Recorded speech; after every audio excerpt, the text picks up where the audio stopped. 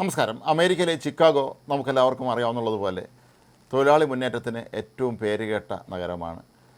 May ദിനമൊക്കെ നമ്മൾ ആചരിക്കുന്നത് ചിക്കാഗോയിൽ നടന്ന വെടിവെപ്പിൻ്റെ അനുസ്മരണമായിട്ടാണ്. പക്ഷേ ഇപ്പോൾ സംഭവിച്ചിരിക്കുന്നത് ചിക്കാഗോ ഒരു വലിയ യുദ്ധക്കളമായി മാറിയിരിക്കുന്നു എന്നുള്ളതാണ്.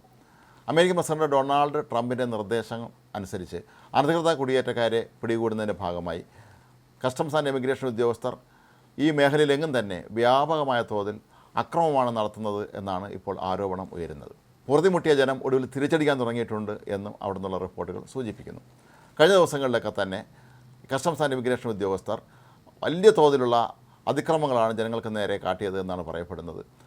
അനധികൃത കുടിയേറ്റക്കാരാണെന്ന് പറയപ്പെടുന്നവർ അല്ലെങ്കിൽ സംശയിക്കുന്നവരെ പോലും റോഡിലൂടെ വലിച്ചിഴയ്ക്കുകയും ക്രൂരമായി മർദ്ദിക്കുകയൊക്കെ ചെയ്യുന്നുണ്ട് എന്നാണ് പരാതി.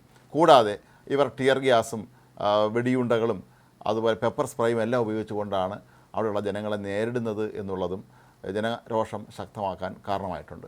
മറ്റൊരു വിചിത്രമായ കാര്യം, അമേരിക്കൻ പൗരന്മാർ തന്നെയായ വ്യക്തികളെ പോലും ഇവർ പലപ്പോഴും കയ്യേറ്റം ചെയ്തു എന്നുള്ളതാണ്. അനധികൃത കുടിയേറ്റക്കാരനാണ് എന്ന് സംശയിച്ച് ഇവരാരെങ്കിലും പിടികൂടുമ്പോഴൊക്കെ തന്നെ അവരോട് അങ്ങേയറ്റം ക്രൂരമായി, അതായത് അവരെ കായികമായി തന്നെ നേരിടുന്ന രീതിയാണ് ഇവർ ചെയ്യാറുള്ളത്. കഴിഞ്ഞ ആഴ്ച ഒരു കൗമാരപ്രായക്കാരനെ ഇത്തരത്തിൽ ഇവർ ഭീകരമായി മർദ്ദിക്കുകയായിരുന്നു. ഇയാൾ ഉദ്യോഗസ്ഥരെ കണ്ട് ഓടി എന്നാണ് ഇവരുടെ പരാതി. ഇവരുടെ ഒരു അടുത്തു നിന്ന് ബന്ധു വിളിച്ച് പറയുന്നുണ്ടായിരുന്നു ഇയാൾ അമേരിക്കൻ പൗരൻ തന്നെയാണ്, അനധികൃത കുടിയേറ്റക്കാരനല്ല എന്ന് പറഞ്ഞിട്ട് പോലും ഇയാളെ മർദ്ദിക്കുകയും തുടർന്ന് ഇയാളെ പിടിച്ചുകൊണ്ട് പോലീസ് വാനിൽ ഏതാണ്ട് മണിക്കൂറുകളോളം ഇരുത്തുകയും ചെയ്തു എന്നാണ് പറയപ്പെടുന്നത്. ഇതുപോലെ അമേരിക്കയിലെ വളരെ പ്രമുഖയായ ഒരു വനിതാ ടെലിവിഷൻ പ്രൊഡ്യൂസറെയും പോലീസ് അനധികൃത കുടിയേറ്റക്കാരിയാണ് എന്ന് പറഞ്ഞ് പിടിച്ചുകൊണ്ട് പോവുകയായിരുന്നു. തുടർന്ന് പോലീസുമായി നടന്ന പിടിവലിക്കിടയിൽ ഇവരുടെ വസ്ത്രമൊക്കെ കീറിപ്പോയി എന്നും അത് വളരെ അപമാനകരമായ ചില രംഗങ്ങൾ അവിടെ ഉണ്ടാക്കി എന്നുമാണ് പറയപ്പെടുന്നത്. ജനങ്ങൾ പറയുന്നത് തങ്ങൾ നിവർത്തികെട്ടാണ് ഒടുവിൽ ഇവർക്ക് നേരെ ആക്രമണത്തിന് തുനിഞ്ഞത് എന്നാണ്. ചിക്കാഗോയെ ഏറ്റവും അപകടകാരിയായ നഗരം എന്നാണ് കഴിഞ്ഞ ദിവസങ്ങളിലൊക്കെ തന്നെ അമേരിക്കൻ പ്രസിഡന്റ് ഡൊണാൾഡ് ട്രംപ് വിശേഷിപ്പിച്ചത്. ഈ ലോകത്തിൻ്റെ വിവിധ ഭാഗങ്ങളിൽ നിന്നുള്ള ക്രിമിനൽ പശ്ചാത്തലമുള്ള അനധികൃത കുടിയേറ്റക്കാരെല്ലാം തന്നെ ചിക്കാഗോയിൽ തമ്പടിച്ചിരിക്കുകയാണെന്ന രീതിയിലൊക്കെ ട്രംപ് പ്രസംഗിച്ചിരുന്നു. ഇതിൻ്റെയൊക്കെ ഫലമായിട്ടായിരിക്കാം ഒരുപക്ഷേ ഈ ഉദ്യോഗസ്ഥന്മാർ ഇത്രയും കർശനവും ക്രൂരമായ രീതിയിൽ ആളുകളോട് പെരുമാറുന്നത്.